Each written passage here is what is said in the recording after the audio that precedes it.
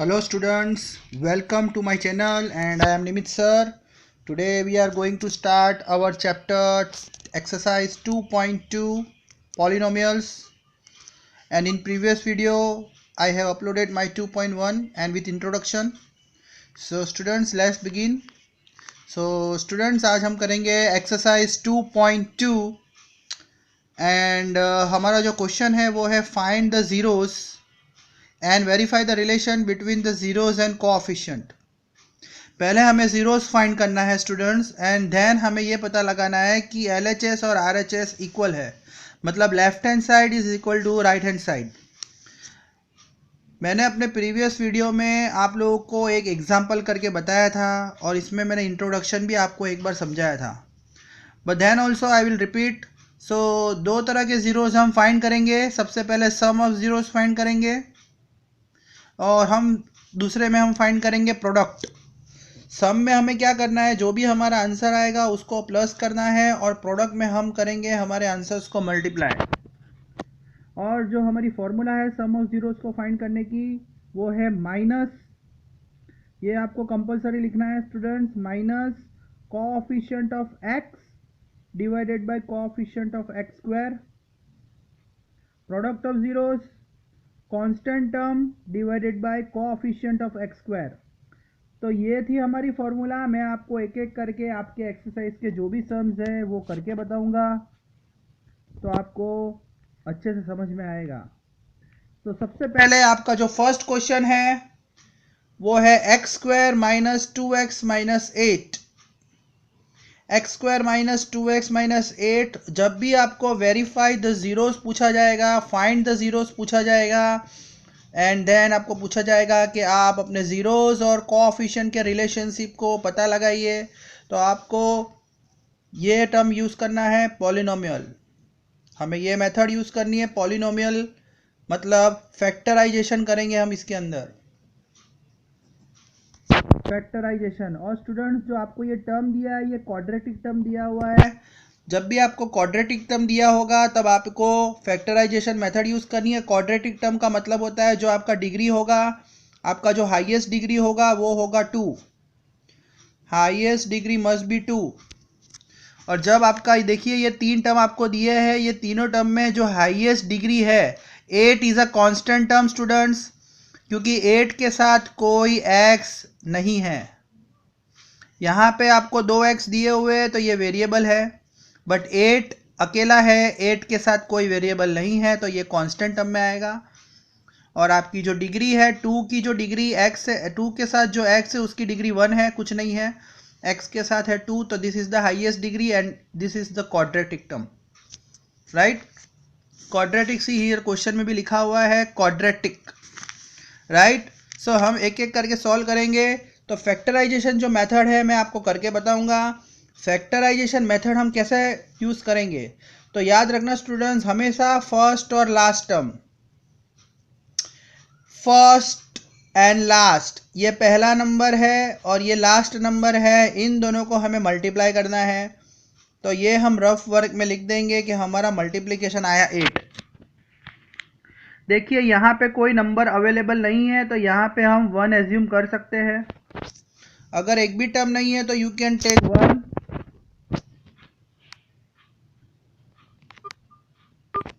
So 1 multiply by 8 is always 8, क्योंकि first term और last term multiply किया तो 8 आया.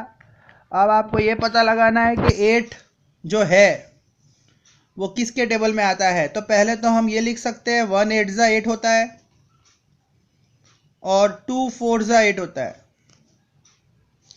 तो ये दो पेयर आपकी बन गई.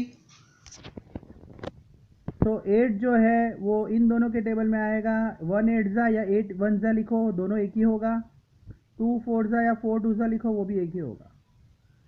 अब हमें जो मिडल टर्म दिया हुआ है 2, तो इन दोनों में से कोई एक पेयर आपको सिलेक्ट करनी है. इन दोनों में से जो आपके पास ये दो पेयर अवेलेबल है, इनमें से कोई भी एक पेयर आप सिलेक्ट करो, और वो पेयर को सिलेक्ट करने के बाद आपको या प्लस करना है या माइनस करना है. आपका मिडल टर्म आना चाहिए.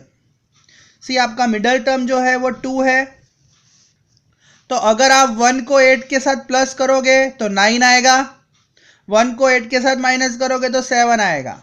मतलब ये पेयर आपकी कोई काम की नहीं है स्टूडेंट्स। अब 2 और 4, या तो अगर मैं प्लस करता हूं तो 6 आएगा, पर मुझे चाहिए मिडल टर्म में 2, और अगर मैं माइनस करूंगा दोनों को, अगर मैं 2 और 4 को माइनस करता हूं तो मुझे 2 मिल जाएगा, -2 मिल जाएगा स्टूडेंट्स। अगर मैं ये पेयर सिलेक्ट करता हूं और उसमें मैं माइनस करूंगा तो मुझे 2 मिल जाएगा, मतलब मैं ये पेयर सिलेक्ट कर सकता हूं। प्लस करूंगा तो मुझे मिडल टर्म नहीं मिलेगा, बट माइनस करने से मुझे 100% मिल जाएगा।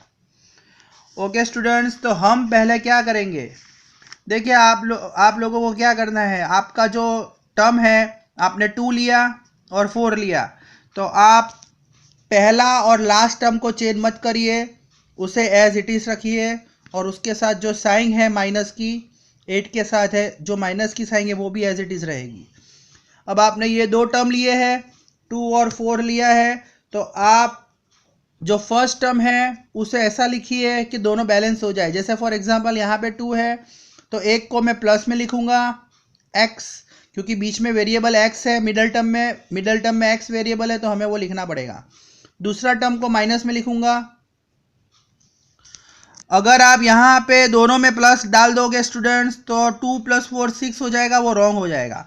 तो एक टर्म को आप प्लस में लिखिए और एक टर्म को आप माइनस में लिखिए। जैसे मैंने जो दोनों में से जो छोटा टर्म है 2 उसको मैंने प्लस में लिखा, और जो बड़ा टर्म है उसको मैंने माइनस में लिखा।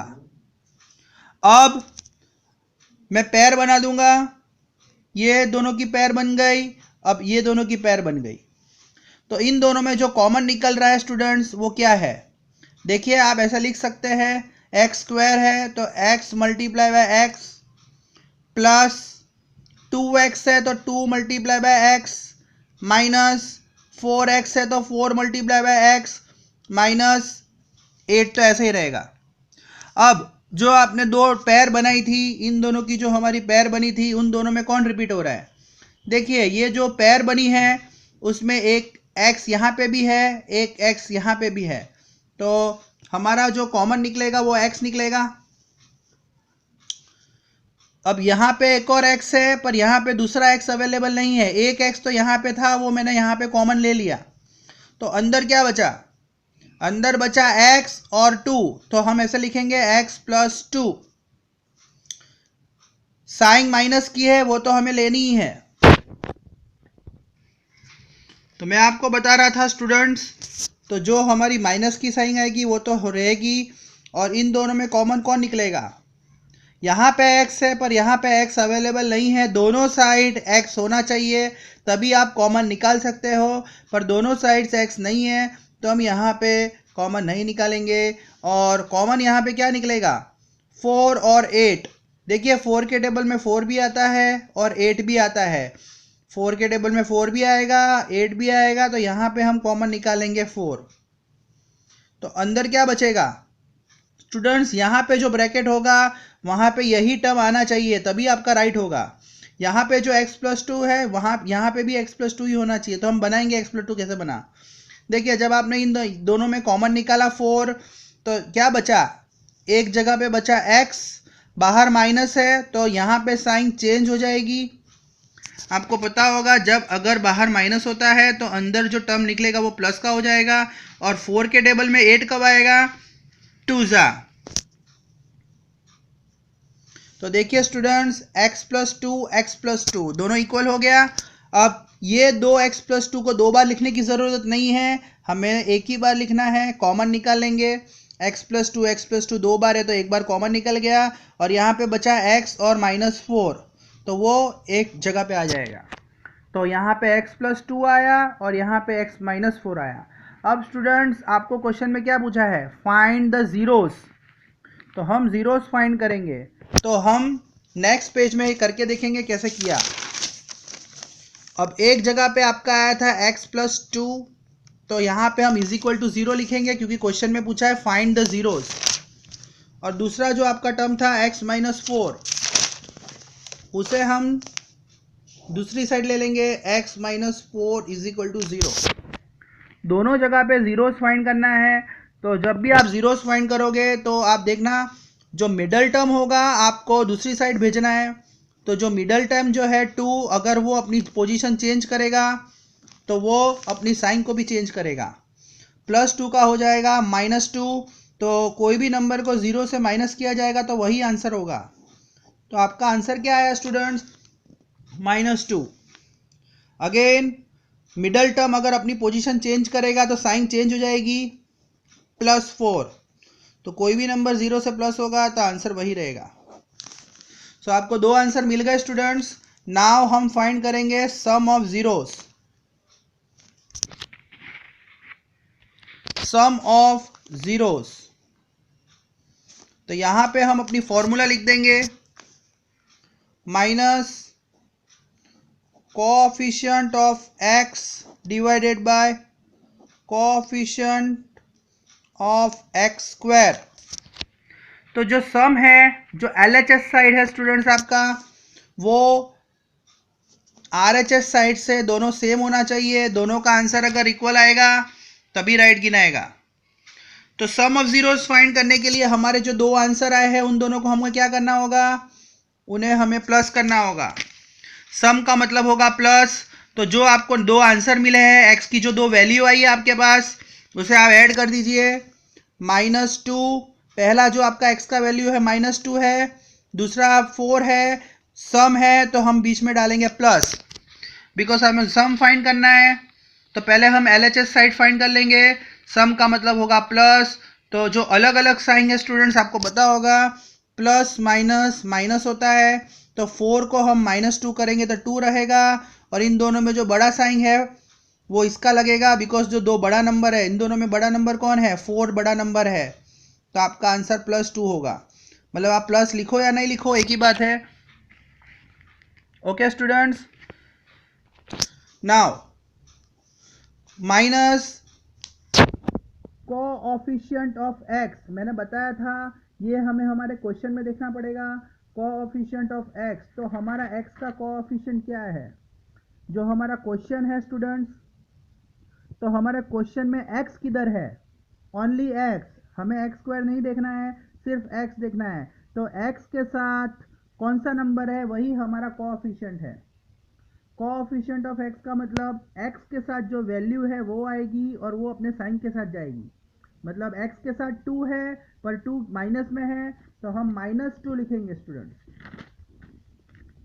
तो यहां पे हम लिखेंगे ब्रैकेट में -2। अब कोएफिशिएंट ऑफ x स्क्वायर, तो x स्क्वायर के साथ जो नंबर होगा वो हो जाएगा आपके क्वेश्चन में। x स्क्वायर के साथ कोई नंबर अवेलेबल नहीं है तो मैंने 1 लिया था स्टूडेंट्स, तो x स्क्वायर के साथ 1 जाएगा। अब आपको पता होगा माइनस माइनस प्लस होता है, तो +2 divided by 1, any number divided by 1 is that number. मतलब जो भी नंबर 2 से डिवाइड होगा तो आंसर 2 ही आएगा। तो देखिए LHS और RHS दोनों इक्वल है, तो ये वेरीफाई हो गया आपका सम, क्योंकि लेफ्ट हैंड साइड और राइट हैंड साइड दोनों का आंसर सेम है। अब हम फाइंड करेंगे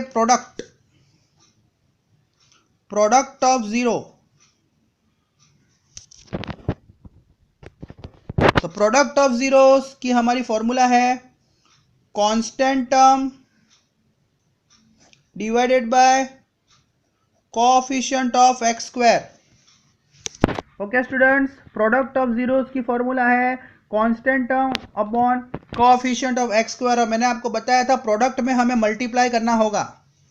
तो हमारे जो 2 x की वैल्यू थी, जो हमारे जो आंसर आए थे, एक था -2 और दूसरा था 4, उन दोनों को हम मल्टीप्लाई करेंगे। मतलब एक -2 है और एक है 4, तो 4 2 ज़ा 8 और माइनस की साइन एक ही है, तो आंसर हमारा माइनस में आएगा। तो हमारा LHS आया है -8।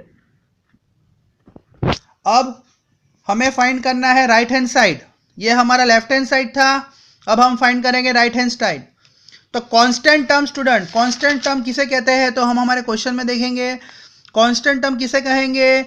जहां कोई x नहीं है। 2 जगह x है पर एक जगह x नहीं है, वही हमारा कांस्टेंट टर्म है। तो हमारा कांस्टेंट टर्म है 8, और 8 के साथ जो साइन है वो भी हमें यूज करना होगा। तो हमारा जो कांस्टेंट टर्म है वो है -8 divided by coefficient of x square. वापस से हम क्वेश्चन में जाएंगे, हमारा एक्स स्क्वायर का कोएफिशिएंट क्या है स्टूडेंट्स? 1, राइट। तो -8 divided by 1, any number divided by 1 is that number, तो आंसर आपका आएगा -8। सी LHS is -8 and RHS is also -8, so we have verified that LHS is equal to RHS, relationship verify हो गया students. Thank you.